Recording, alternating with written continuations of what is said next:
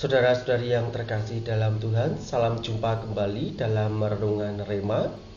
Hari ini hari Minggu, tanggal 10 September tahun 2023. Renungan akan saya ambilkan dari Injil Matius bab 8 ayat 15 sampai dengan 20.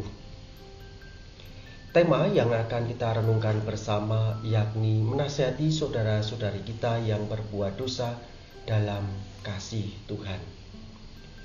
Saudara-saudari yang terkasih dalam Tuhan, melalui sabda Tuhan hari ini kiranya menjadi inspirasi bagi kita.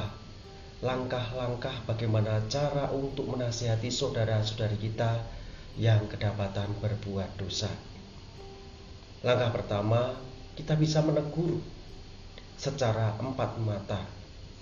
Harapannya dengan teguran empat mata tersebut, saudara-saudari kita yang berbuat dosa tidak merasa dipermalukan dan akhirnya kemudian bertobat.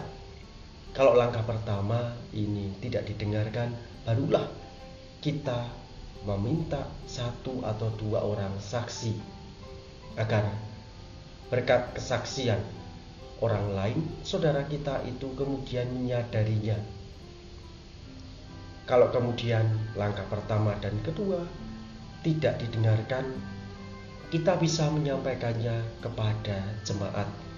Harapannya ketika disampaikan kepada jemaat, saudara-saudari kita yang berbuat dosa kemudian merasa malu dan pada akhirnya bertobat.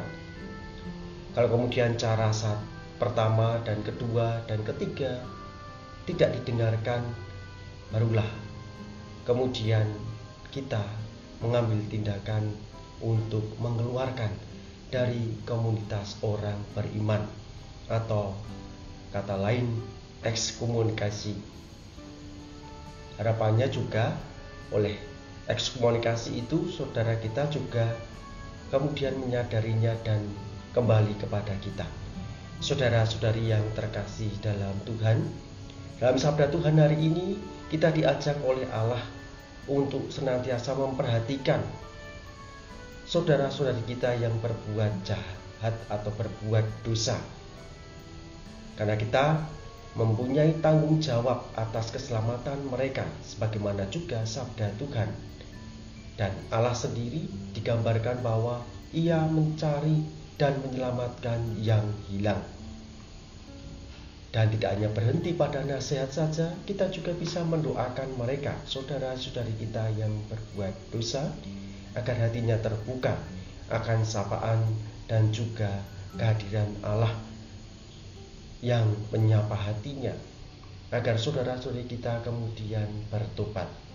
Semoga kita dimampukan untuk tetap tekun untuk menasihati saudara-saudari kita yang berbuat dosa dan mendoakan mereka agar mereka kembali ke jalan kebenaran dan juga keselamatan. Semoga kita senantiasa dikuatkan untuk membawa saudara-saudari kita memberikan nasihat yang baik dan juga mendoakan mereka. Kita semua diberkati oleh Allah yang Maha Kuasa, dalam nama Bapa, Putra, dan Roh Kudus. Amin. Keluarga Kudus, doakanlah kami.